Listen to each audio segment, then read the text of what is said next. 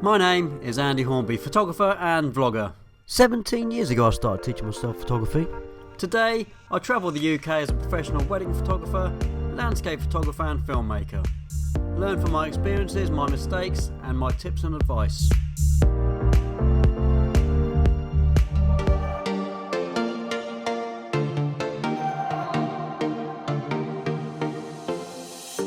We're moving through the night like we're from a different star, flying over streets and our broken hearts, but they can't even touch. Oh, it's quite cold. It's the 1st of October and the weather's changing, it's freezing. Welcome to another video. Today is a sort of on-running topic at the moment. It's landscape back to basic stuff, and it's good because it's given me a chance to get myself back to the basic stuff. I haven't been out for so long. So much on, really busy summer with weddings and other bits and pieces going on, filming for various different projects, and it's just been, well, it's been really busy. So we are going to be talking about a few subjects on this video that I get asked questions about all the time. It's one of them subjects that people kind of pick up tips here and there, and I'm just going to try and make things a little bit easier for you. I'm handheld. I'm going to say that right now. I've got dogs running right behind me, killing each other by the sounds of it. And it's really about helping you boys and girls get back to basics. I was just about to say I'm handheld, so it's going to be a bit wobbly, unfortunately, but I'll do my best to stabilise it in post if I can. I was talking to someone the other day about landscape photography, and I was kind of telling them that, you know, landscape photography is often the hardest type of photography. It's one of those styles of photography where you don't always have a subject. Sometimes finding a composition is really difficult. Once you've got a composition, getting exposure of it really well is often really tricky. When you're working with models or you're working with buildings, you know, you've got a subject to shoot, you know what that subject is going to be. You've often got an idea of what a subject should look like, so you know potentially how to light it, that kind of stuff. Landscapes, you don't often have a choice, and I'm coming across that as we speak, because it's a fairly cloudy day. You can see behind me, you've got these really nice wispy clouds whipping through the sky, and I'm doing a time lapse, which is awesome. I like time lapses, you know that, and it'll be in the video a little bit later, so keep an eye out for that, stick around. But with clouds like this and a bright sun behind them, you've got problems with exposure, and that's the first thing I get asked, you know, what do I expose for in my image? Especially when you're shooting into the sun. You know, you might be shooting a sunset or a sunrise. If you're not using the sun as your key light behind you and it's in front of you, you're going to have quite a bit of problem exposing, because you have to work out what exactly to expose for. Do you expose for the sun? Probably not. Do you expose for the shadows so you can see detail in the shadows? And there's no real hard and fast rule. It'll be different for everyone on different photo shoots, but the main kind of idea I would take away from this is shoot for your highlights, because if you shoot for your shadows and you blow out the highlights like I'm doing now, I'm shooting into the sun, and a lot of my sky and clouds are actually clipped because I exposed for the sky when the sun was covered, so it was nice and blue. Now it's not too bad. I'll be able to get some of it back. It's quite a good lens I've got on there, so I'm not overly worried. But if you don't have a very good dynamic range camera, some of the lower sort of end cameras don't have a fantastic high dynamic range. You have to shoot for one thing, and it's going to be your sort of highlights or the lighter parts of your image. And if it's landscape photography during the day, it's going to be the sky. You have to expose for the sky, because if you don't, if you expose for your subject, which may be a shipwreck, a building, today it's the monument you can see behind me there, and you can see how overexposed the sky is just by me turning the camera around like that. If you don't expose for those highlights, you're going to blow them out. If you expose for the shadows and lift up the shadows in camera, you're going to have a blown out sky. You're not going to get a blue sky or any kind of sky. It's going to be white. When I do a lot of photo walks up at the shipwreck and we do them at sunset, you know, I see a lot of people exposing for the shipwreck and getting the detail in the ship, which is in a way okay, but then you don't have a sky. You sort of ruin the whole idea of having a sunset image.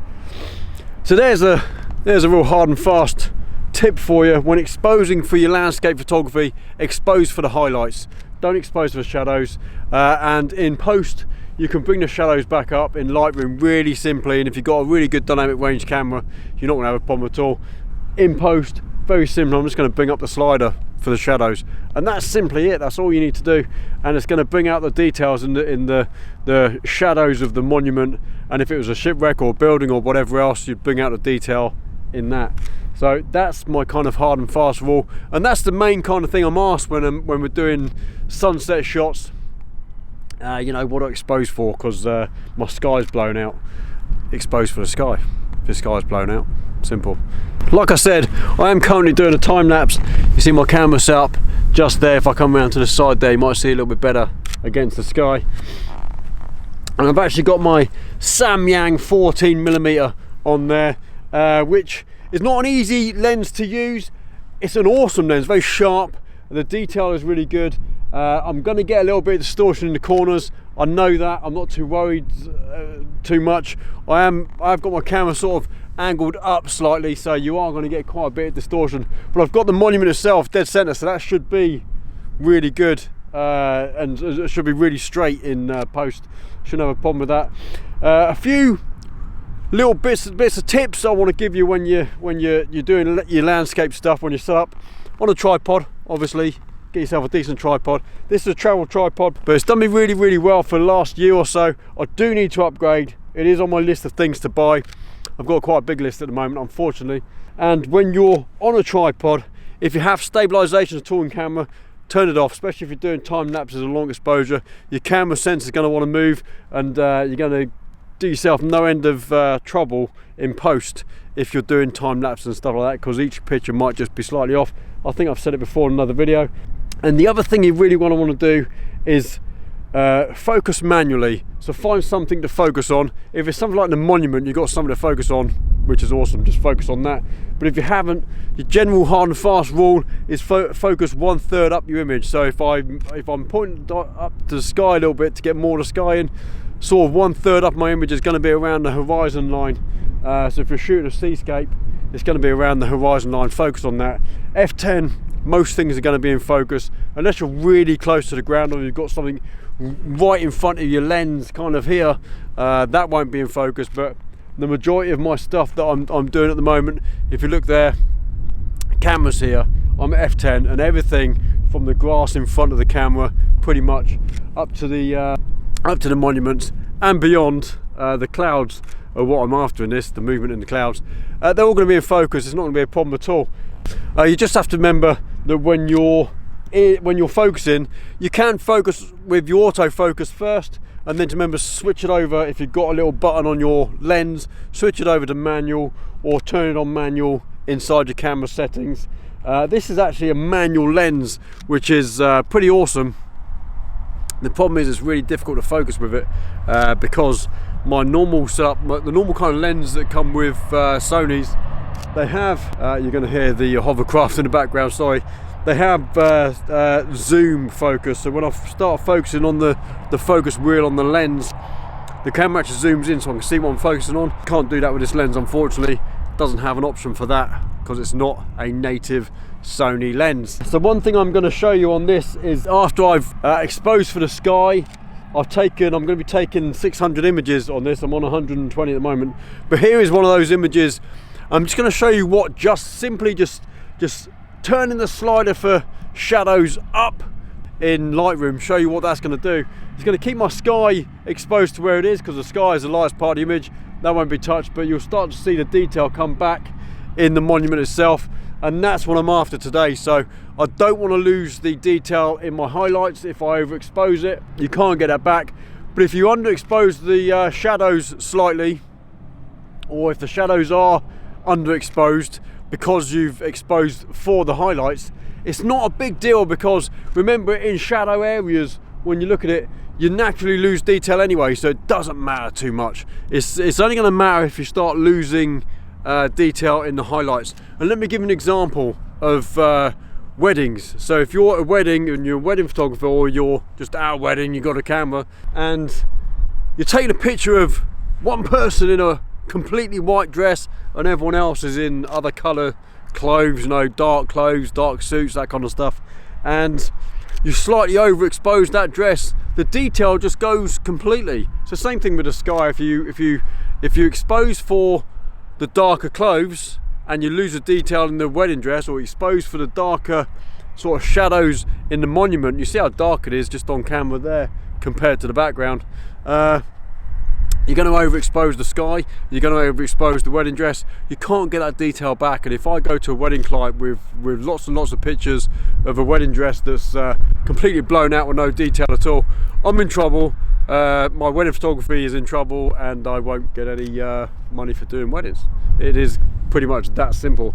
So it's the same principle with landscape photography. Expose for the lightest part of your image. Generally during the day that's going to be the sky.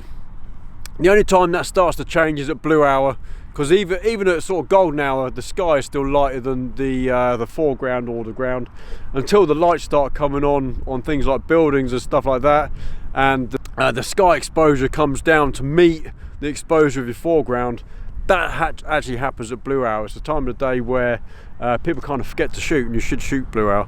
I'll do a whole nother video on that, because blue hour is a fantastic time to do landscape photography and people miss it, and you've got about a 10-minute window to get the image you want. Although blue hour kind of starts and happens for about an hour, it actually starts at one side of the sky, like sort of opposite to where the sun's gone down, and kind of goes across. So if you're shooting something like the monument, you've only got like a 10-minute window to get that at blue hour.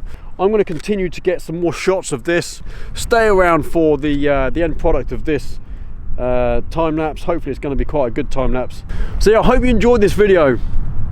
Getting back to basics, remember, use a tripod, use something about f9 to f11. f10 is the kind of sweet spot for my landscape photography. It keeps everything in focus. If you're focused 1/3 up in your image, or if you're focused on a particular subject, everything is going to be in focus. And remember to put your focus into manual, because if you're doing anything like a time lapse or long exposure and your focus wants to move or change or something like that, you could potentially ruin your image. You certainly would ruin a time lapse. You just have to remember that when you go to another location, that your focus is set to manual. Otherwise you'll be trying to focus and you won't be able to. Hope you enjoyed it. If you did, please slap a thumbs up. If you've got any questions or comments, leave them down below. So if you haven't done so already, please subscribe. Hit the notification bell so you get updates every time I upload a new video. And from Southsea and the monument, I'll see you guys and girls soon. Take it easy, take care. The sun's about to come out again. Oh well. Cheers, see you later, bye.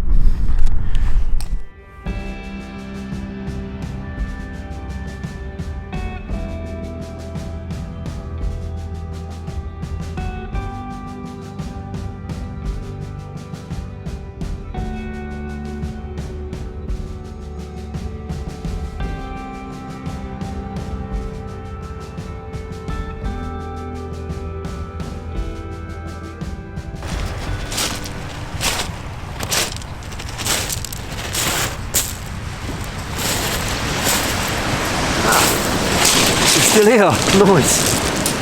It's good that you're still here, because I want to tell you a little something. Those people who are avid followers of me, I want to give a little something back, and to do that it means working alongside you online, because a lot of you can't make it to my workshop. So I've just set up a Patreon account. It is patreon.com/Andy Hornby Photos. So Patreon is a platform where we can create stuff together, even if you're halfway across the globe, and I can learn and teach alongside you, literally alongside you. There's so many things I can do to help you get your photography just to that next level. It is awesome. If you can make it to one of my workshops, I've got a website. Go to ahphotographyworkshops.uk and have a look, see what I've got going on. But if you can't make it to one of my workshops, Patreon is a really good platform where we can create stuff together and we can take your photography to another level. So if you like what I'm doing and you want me to learn alongside yourself, see you there. Take it easy, have a good day. Bye.